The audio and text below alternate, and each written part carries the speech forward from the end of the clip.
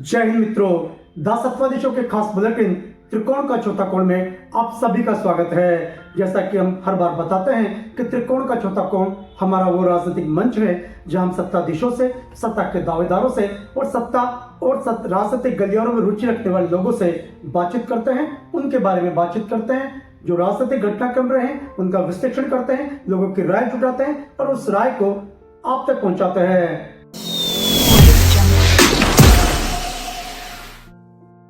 जय हिंद मित्रों, the सत्वादी show के खास पॉलिटिकल बुलेटिन त्रिकोण का चौथा कोण में आप सभी का स्वागत है। त्रिकोण का चौथा कोण, जैसा कि हम बार बार बताते हैं, हमारे राजनीतिक प्रोग्रामों की श्रृंखला का वो बुलेटिन है जिसमें हम उन छुपे हुए एजेंडा को, उन छुपे हुए मैसेज को, उन छुपे हुए संदेश को, उन छुपे हुए चालों को, चरित्रों को और चेहरों को सामने लाते हैं जो प्राय नंगी आंखों से नजर नहीं आते और जो प्राय आम आदमी के समझ में नहीं आते। राजनीतिक घटनाक्रमों का हम इसमें विश्लेषण करते हैं और त्रिकोण में अगर कोई चौथा कोण संभव है तो उसे हम आपके सामने लाने का प्रयास करते हैं। पिछले दिनों दौसा और राजस्थान के विभिन्न 6 स्थानों पर विधानसभा उपचुनाव संपन्न हुए। विधानसभा उपचुनाव की समाप्ति के बाद मतगणना को लेकर लंबी चौड़ी प्रतीक्षा की जा रही थी, वो भी आपने और हमने खूब की और प्रतीक्षा खत्म हो गई। प्रतीक्षा के बाद से कुछ परिणाम आशानुकूल निकले, कुछ विपरीत निकले, कुछ ने चौंकाया तो कुछ ने बहुत से छत्रपों की राजनीति को हिलाकर रख दिया। बहुत से छत्रप यह सोचने में मजबूर हो गए कि उनसे कहां गलत हुआ और जिस लीग पर वो चले आ रहे थे, जिस ढंग की वो राजनीति करते आ रहे थे, क्या वो सही थी। वो आत्मलोचन, क्या बोलेंगे उसे, आत्म अवलोकन की स्थिति में आ गए और उन्हें कहीं न कहीं नए सिरे से सोचना पड़ा कि राजनीति की जो दिशा और धारा वो करते आए हैं, इस पर वो चलते आए हैं, क्या वो सही है या उस पर पुनरावलोकन की आवश्यकता है। दौसा विधानसभा चुनाव के संदर्भ में अगर हम बात करें तो पिछले 3 दिनों में आपने और हमने खूब सुना है कौन जीता, कौन हारा और क्यों जीता, क्यों हारा। इसको लेकर भी लंबे चौड़े तर्क, आंकड़े और चाणक्य नीति लगाई जा रही है। बहुत से विशेषज्ञ ऐसे हैं जो हर बार ये सोचते हैं कि वो जो सोचते हैं वही होगा, परिणाम उसके अनुरूप ही होगा, लेकिन जब वैसा नहीं होता तो वो प्राय सकते में आ जाते हैं, नए सिरे से सोचने में मजबूर हो जाते हैं और फिर अपने तर्कों को सही साबित करने के लिए यहाँ तथ्यों को तोड़ मरोड़ कर पेश करते हैं। इन सब के बीच में एक जरूरी बात जो ध्यान में आ गई, संभवतः मैं कहीं आगे भूल जाऊं, मैं यही जिक्र कर देता हूं। चुनाव परिणाम के बाद में एक तरह की कटुता सी पैदा करने की कोशिश की जा रही है, एक कड़वाहट अंदर से बाहर आ रही है और उसे सार्वजनिक किया जा रहा है। चुनाव परिणाम सदैव आपकी इच्छा के अनुसार हो, अनुकूल हो, मेरी इच्छा अनुसार हो, मेरे अनुकूल हो, मेरी जो सोच है, जो समझ है, जो तर्क है, उन सब के हिसाब से हो, ये जरूरी नहीं होता और ऐसा हमेशा नहीं होता। बड़े बड़े चुनावी पंडित, बड़े बड़े चुनावी चाणक्य धोखा खा जाते हैं जनता के मन को समझने के लिए, उसका विश्लेषण करने के लिए और राजनीति को सही ढंग से पढ़ने के लिए। ऐसे में गलती किसी भी हो सकती है, गलती नहीं भी हो तो परिणाम चौंकाने वाले सदैव ही हो सकते हैं, जिसकी संभावना हमेशा बनी रह सकती है। हो सकता है इस बार के परिणाम आपकी इच्छा अनुसार नहीं आए हो सकता है आपको जो लगा हो कि ऐसा ऐसा होगा, ये लोग इन लोगों को वोट दोगे, वो सब नहीं हो पाया हो, लेकिन सबके मायने यह तो नहीं है कि आप अपने अंदर की निराशा को कटुता में बदलकर कड़वाहट फैलाने की कोशिश करें या उन लोगों को शर्मिंदा और जलील करने के प्रयास करें जिन्होंने आपके अनुसार आपको मत नहीं दिया। मताधिकार व्यक्ति का अधिकार है, उसके विवेक अनुसार उसे जो सही लगता है वो वहां मत देता है। हो सकता है कल को कुछ और दूसरे लोगों को पसंद नहीं आए अगर आपके हित में मतदान करता है तो इसलिए please please please social media पर सार्वजनिक रूप से किसी भी मतदाता की मंशा पर उंगली मत उठाइए, किसी भी मतदाता के मतभाव पर और मताधिकार पर प्रश्न चिन्ह मत लगाइए। ऐसा मत कीजिए कि आप जो अच्छा करना चाहते हैं उससे भी ज्यादा बुरा हो जाए और कड़वाहट सार्वजनिक हो जाए और ये कड़वाहट और गहरी हो जाए। मेरा आप सबसे निवेदन है, सार्वजनिक जीवन में और सार्वजनिक प्रकरणों को लेकर सार्वजनिक रूप से सोशल मीडिया पर टिप्पणी करने से बचिए। कम से कम तल्ख टिप्पणियां मत कीजिए, किसी पर उंगली मत उठाइए, आत्मलोचन कीजिए और आत्मलोकन कीजिए कि कहां क्या गलती हुई। मतदाताओं ने हमें मताधिकार का प्रयोग करते हुए साथ दिया तो क्यों दिया, साथ नहीं दिया तो क्यों नहीं दिया, या वो घरों से क्यों नहीं निकले। चलिए, ज्ञान बहुत सा हो गया, सार्वजनिक बातें बहुत सी होगी, सीख जैसी, मैं भी कई बार उपदेश जैसी भाषा और मंतव्य में आ जाता हूँ जो कि इतना इस काबिल हूं नहीं किसी को ज्ञान दे सकूं, भाषा दे सकूं, आपसे कुछ बोल सकूं, लेकिन फिर भी जो चीज तकलीफ देती है, दर्द होता है, देख के बुरा लगता है, कड़वाहट से पैदा होती है, उसको उस पर उंगली उठाना एक पत्रकार का दायित्व है, कर्तव्य भी है। चलिए अब बात करते हैं उसी मूल विषय पर लेकर कि दौसा के चुनाव परिणाम जो आए वो क्यों आए, इस तरह के परिणाम क्यों रहे।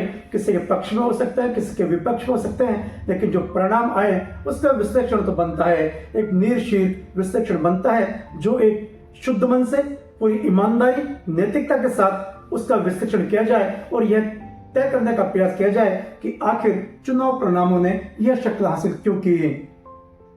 देखिए चुनाव परिणाम क्या है। आपको लगता है कि जगमोहन जी चुनाव हार गए, आपको लगता है किरोड़ी लाल जी चुनाव हार गए, तो गलत है। मैं फिर कहता हूं, जगमोहन जी चुनाव जीते हैं, किरोड़ी लाल जी चुनाव जीते हैं, डीसी बैरवा भी चुनाव जीते हैं, लेकिन चुनाव में अगर कोई हारा है तो वह भारतीय जनता पार्टी हारी है।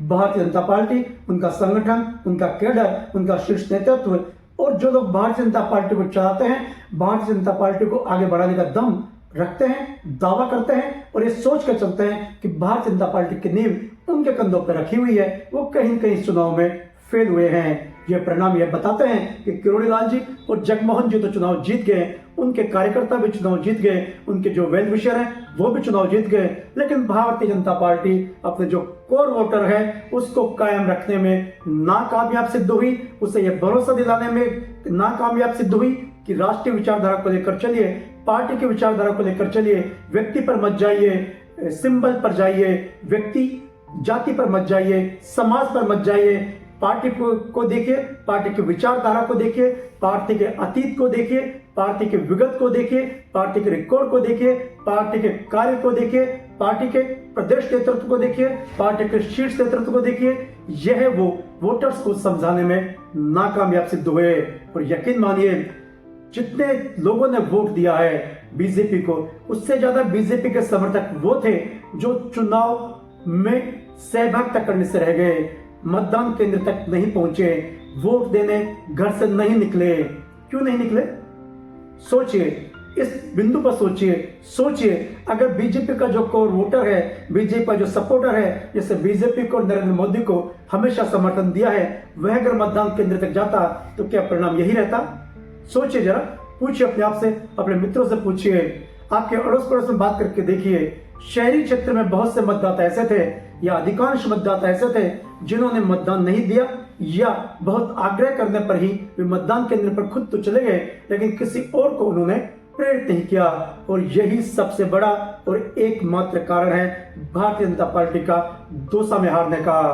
आपको लगता था डीसी बैरवा जीते हैं, निस्संदेह डीसी बैरवा जीते हैं, लेकिन जगमोहन जी और किरोड़ी लाल जी भी यह चुनाव नहीं हारे हैं। मैंने पहले भी कहा था, फिर कह रहा हूं, यह चुनाव भारतीय जनता पार्टी हारी है, उनके नुमाइंदे हारे हैं, उनका जो कैडर है वो हारा है, उनका जो संगठन है वो हारा है।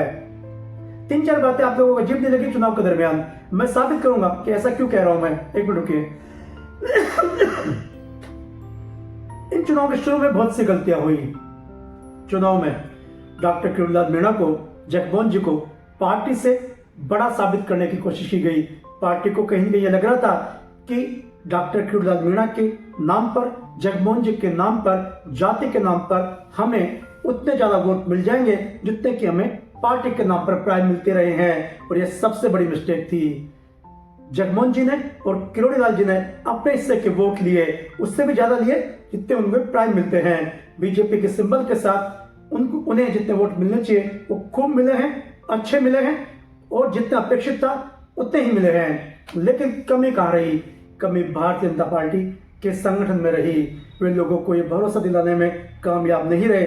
भारतीय जनता पार्टी के इतिहास को, अतीत को, वर्तमान को, सिद्धांतों को, नैतिकता को, विचारधारा को लोगों को पुनर्स्मरण कराने में नाकामयाब रहे, भूल गए।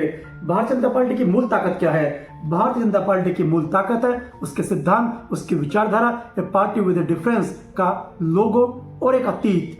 वह वे याद दिलाने में, सही समय पे स्मरण कराने में चूक गए, और यह चूक उनको बहुत भारी पड़ी। इस चूक के चलते उनका जो कोर वोटर है वह कहीं डिग गया, नहीं भी डिगा तो उस उत्प्रेरणा से, उस लगन के साथ, उस शिद्दत के साथ, उस उत्साह के साथ, उस जोश के साथ, उस जुनून और जज्बे के साथ चुनाव में सहभागिता करने के लिए नहीं उतरा, वोट देने के लिए नहीं गया। बुलेटिन में हम सारे कांडों का तबसरा करेंगे। मैं आपको बता रहा हूं, मैं साबित करूंगा कि बीजेपी यहां क्यों हारी, बीजेपी एक जीता हुआ चुनाव क्यों हारी, ये मैं बताऊंगा आपको।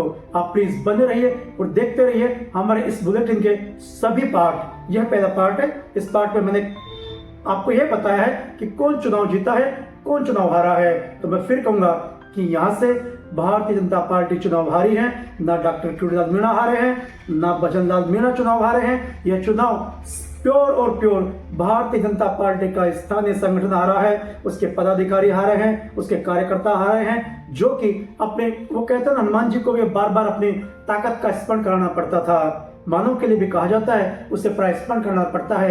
ये जो इतने सारे मोटिवेशन स्पीकर यूट्यूब पे, सोशल मीडिया पे आप देखते हो, वो किस बात पे जिंदा है, वो क्यों इतने कामयाब है? वो इसीलिए कि व्यक्ति को उसकी ताकत का सही समय पर स्मरण कराना पड़ता है, तभी वह डबल ताकत के साथ पुनर्शक्ति को संचय करता है और इतिहास बदल देता है। भारतीय जनता पार्टी के कार्यकर्ता, पदाधिकारी, संगठन और खुद पार्टी के शीर्ष नेतृत्व ने यहां बड़ी गलती की। वे हमेशा जब भी माला मिली, मंच मिली, मौका मिला, प्लेटफॉर्म मिला, तो किरोड़ीलाल जी और जगमोहन जी को ही बड़ा साबित करने में लगे रहे। वे भारतीय जनता पार्टी की खुद की ताकत को भूल गए, खुद के अतीत को भूल गए। ये भूल गए कि पार्टी अपनी विचारधारा के दम पर ही देश पर शासन कर रही है, पार्टी अपने सिद्धांतों के दम पर ही देश पर शासन कर रही है, पार्टी अपनी नीतियों के दम पर ही प्रदेश में शासन कर रही है। उन्होंने सब कुछ भुला दिया और ये